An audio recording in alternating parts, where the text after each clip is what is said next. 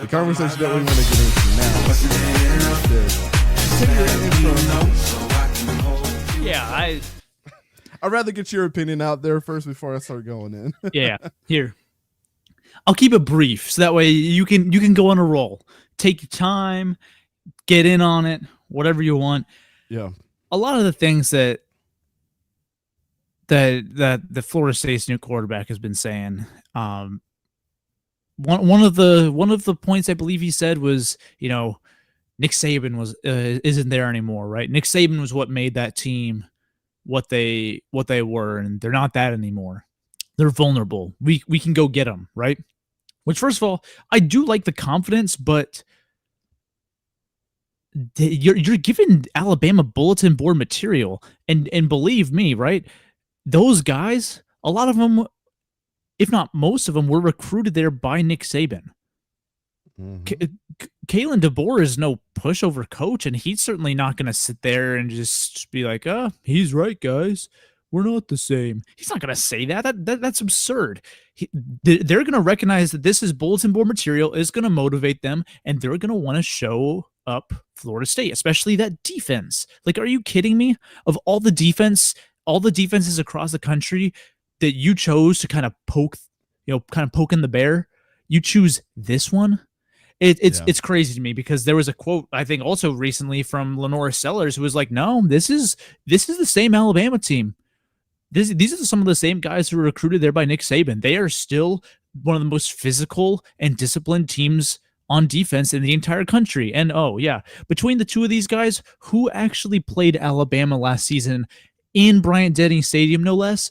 Lenora Sellers. So I would tend to trust his opinion on the matter much more than Thomas Castellanos, who hasn't played him before, right? So really, right, just looking at that one comment, man, it's like, I love confidence, especially in a quarterback, right? You're leading your offense, you're leading your team into battle. Yeah. But there's a way to do that without kind of adding fuel to the fire of your opponent, especially one who has very high expectations, who is very talented, and believes that they underperformed last year. They're going to want to come out the gate swinging, right? They're going to want to win by 50 or 60 points. Mm-hmm. So by poking the bear, what are you really accomplishing here? Especially if you fall short, how much more stupid do you look, right? That's not the kind of start that you want to get your career off to in Tallahassee after you transfer in from another ACC school. This is not the kind of start you want to get off to. You never want to start off with a loss, but you don't want to start off with a loss after you get your butt handed to you because you were talking smack in the offseason. Dante, we've talked a lot about both of us and how, whenever we played, back in high school, how we approached trash talking, right? And we both have very similar views on it, and letting our play do the talking. When we're out there, we're not often, running our mouths before things happen. And so I'm sure that my mouth when I'm up by 5 scores. Exactly, right? You let the play do the talking junk. And then you go back and you let them know, right? If they were running their mouths beforehand, that was my favorite, right? Someone's running their mouth, they were wrong. I'm gonna let you hear it, right? I'm afraid that your boy's setting himself up for this, for that exact situation, just being on the wrong end of it, because the way I see it, between him and Lenore Sellers, whose statements were more accurate, I'm buying him with what Lenore Sellers said, that Alabama is still one of the He's most... the one that plays them. Yeah, exactly. He played them this past year. He knows them. Like, he knows that Alabama still has one of the most physical and disciplined and tough defenses in the entire country. And to be out here before a week 1 matchup, running your mouth in late June, early July, that's a little crazy to me, man. That's too bold for my taste. And now I'll let you go ahead. Everybody here that's never seen us before, I'm really wearing a arrowhead necklace. I have a spear tattoo right here. I'm as Florida State as it comes, right? It's my team. I will always root for them. Nobody ever changed that. But I also, on the other hand, am realistic. I was realistic during the college football 14 playoff where we went 13-0, lost our quarterback, lost Jordan Travis that season. And I said, there's no way that we get in because I read the bylaws of what was there. And I did not want us to enter a 4-team playoff without our star quarterback that played over 3/4 of the season that helped us get there. I knew we were going to get smashed. And guess what? We proceeded to get smashed by Georgia. And the worst bowl loss ever, statistically speaking. I have a couple things wrong with this, and I'm going to point to the Florida State fans that are not me, that are saying, well, we wanted this out of DJ. We wanted, we want a little cockiness and brashness about our quarterback. That's fine. I agree with that, but not from him. He's the one that shouldn't be talking the way that he's talking. Look, first of all, I want you guys to go back to November 14th, where he entered the transfer portal. The last game he played was against Syracuse, right? Where he proceeded to throw a touchdown. He ended up getting hurt in that game and threw an interception. Guess who came in for that game? Grayson James came in, not only won against Syracuse, but proceeded to take the starting job from there on out for the rest of the season and was announced the starter. You know who their coach is? Bill O'Brien. Mm-hmm. The only way that I think, and I don't have to be in that locker room to know, and by Cameron Martinez's comments on Twitter, who was an ex-teammate of Thomas Castellanos, as he says, I feel like I tore the ACC up by my damn self the last 2 years, and now I'm with the squad. Cameron Martinez comes out and tweets, that ain't how I remember it. So without a doubt, right, I just don't understand why he would make the comments he made when the fact is you entered the transfer portal while you had 4 more games to play that season, presumably 3 that were still in your schedule, but a 4th game that you guys ended up playing against Nebraska, and you quit on your team after getting benched. Because that's what that was.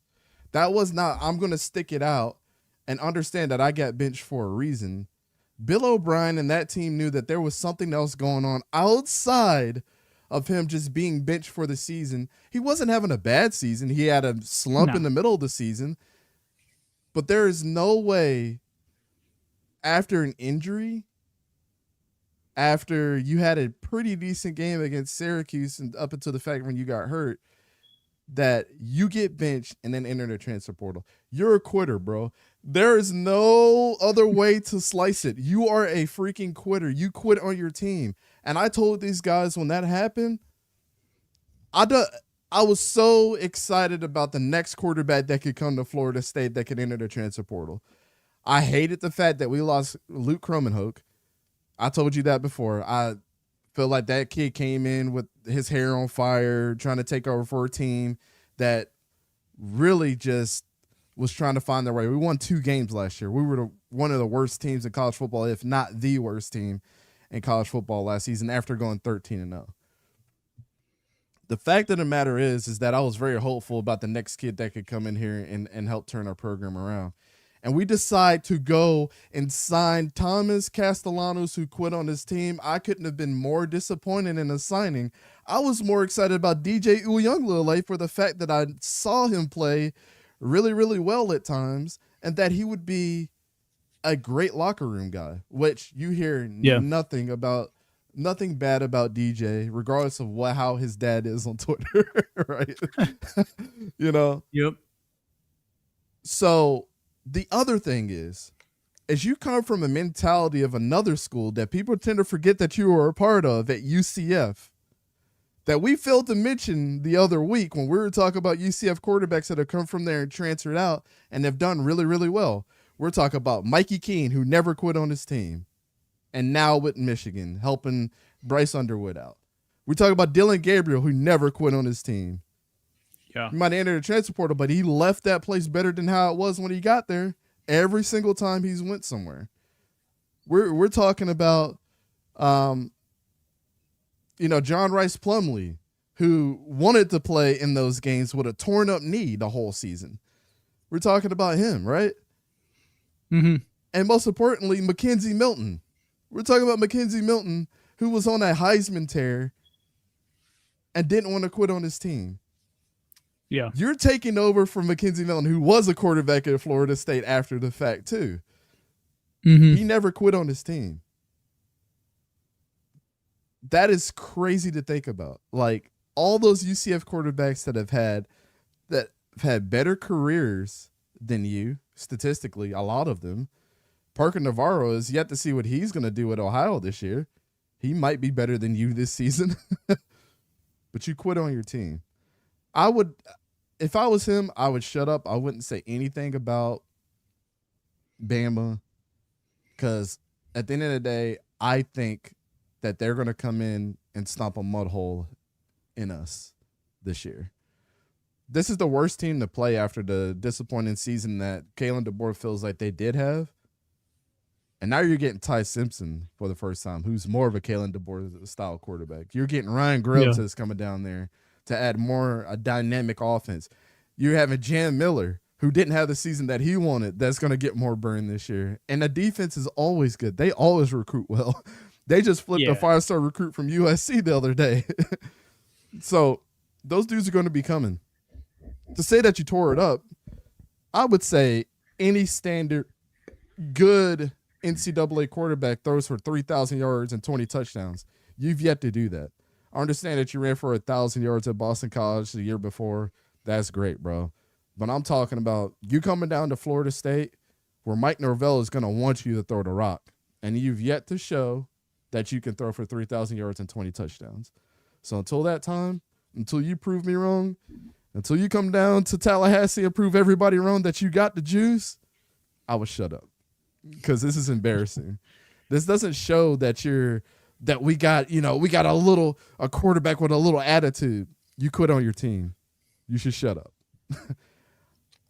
That's all I got to say, man. I just think this is absolutely idiotic of him to have come in and made this statement when out of everybody on Florida State right now, you're the one that needs to prove yourself that you are not going to quit on this team. Because you're one benching away from probably doing the same thing you did last year. At that point, it's just over, right? There is no, there is no. I'll just rebound, right? You're kind of putting yourself in a corner here where if you keep up this poor attitude, man, you're essentially done, right? Norvell's not going to put up with that. He's not. No. If he comes in here and starts, throwing temper tantrums or, speaking poorly about his teammates, it's not going to fly. It's going to be a really long day, really long season for you. Mm-hmm. And I think at this point in time, they're talking about Mike Norvell on the hot seat already after going 13-0, then 2-10. I don't think he's on the hot seat, but you're making it real easy on your coach for Florida State to move on and find somebody else for a guy. I would not want to break Mike Norvell's trust in a season where everybody is got a microscope on him right now to see how legit he is as a coach. Don't mess this up for us. That's all I'm saying. Yeah.